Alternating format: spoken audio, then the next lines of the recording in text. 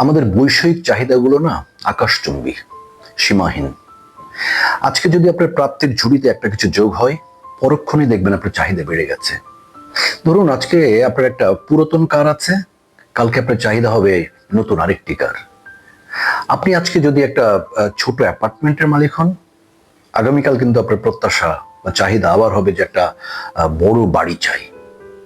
শুধু চাই আর চাই। এক জীবনে কত কিছু চাই। এই চাই চাই করতে করতে একসময় দেখবেন যে আপনার জীবনে সুখ বলে কোনো কিছু আর থাকছে না।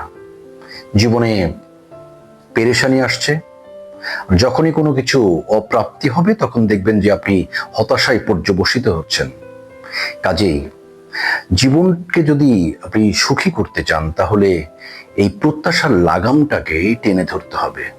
একটা জিনিস মনে রাখবেন, জীবনে যদি অনেক কিছু বৈষয়িক প্রাপ্তি হয়, সেটা হয়তো আপনার জীবনে স্বাচ্ছন্দ্য এনে দিতে পারে, কিন্তু সবসময় নিশ্চিত না যে সেটা সুখ এনে দিতে পারবে।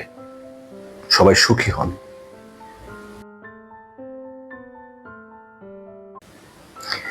আমাদের বৈষয়িক চাহিদাগুলো না আকাশচুম্বী, সীমাহীন। আজকে যদি আপনার প্রাপ্তির ঝুড়িতে একটা কিছু যোগ হয়, পরক্ষণেই দেখবেন আপনার চাহিদা বেড়ে গেছে। ধরুন আজকে আপনার একটা পুরাতন কার আছে, কালকে আপনার চাহিদা হবে নতুন আরেকটি কার। আপনি আজকে যদি একটা ছোট অ্যাপার্টমেন্টের মালিক হন, আগামীকাল কিন্তু আপনার প্রত্যাশা বা চাহিদা আবার হবে যে একটা বড় বাড়ি চাই। শুধু চাই আর চাই। এক জীবনে কত কিছু চাই। এই চাই চাই করতে করতে একসময় দেখবেন যে আপনার জীবনে সুখ বলে কোনো কিছু আর থাকছে না। জীবনে পেরেশানি আসছে। যখনই কোনো কিছু অপ্রাপ্তি হবে তখন দেখবেন যে আপনি হতাশায় পর্যবসিত হচ্ছেন।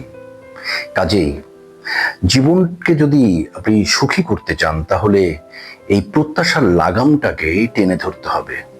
একটা জিনিস মনে রাখবেন, জীবনে যদি অনেক কিছু বৈষয়িক প্রাপ্তি হয়, সেটা হয়তো আপনার জীবনে স্বাচ্ছন্দ্য এনে দিতে পারে, কিন্তু সবসময় নিশ্চিত না যে সেটা সুখ এনে দিতে পারবে। সবাই সুখী হন।